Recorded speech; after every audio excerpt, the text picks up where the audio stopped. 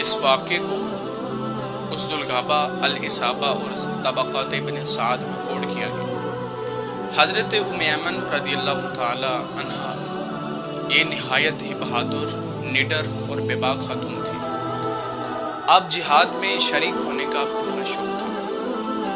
آپ نے جنگ احد میں بھی حصہ لیا اور اس کے اندر زخمیوں کی مرہم پٹی کرتی تھی۔ اسی طرح آپ نے غزوہ خیبر میں بھی حصہ لیا، لیکن غزوہ خیبر میں آپ کے بیٹے حضرت ایمن رضی اللہ تعالیٰ عنہ اپنے گھوڑے کی بیمار ہونے کی وجہ سے شریک نہ ہو سکے۔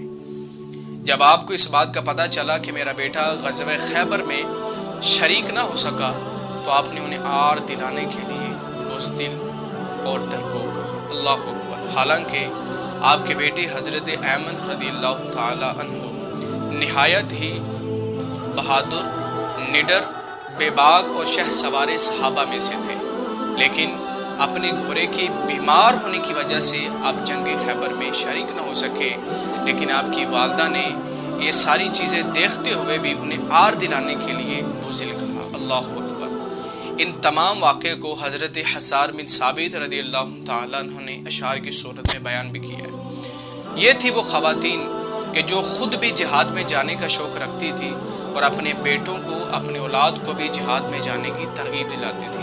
لیکن آج کا دور ایسا دور ہے کہ جہاد کرنا تو دور کی بات ہے، جہاد کا نام لیتے ہوئے مسلمان ڈر رہے ہوتے ہیں۔ اسی وجہ سے ہم گھٹ گھٹ کر، ڈر ڈر کر جی رہے ہیں۔ ہم اللہ تعالیٰ سے دعا کرتے ہیں کہ اللہ تعالیٰ ہمیں جہاد جیسے مقام سے سرفراز فرمائے اور اللہ تعالیٰ ہمیں شوق اور ذوق شہادت عطا فرمائے۔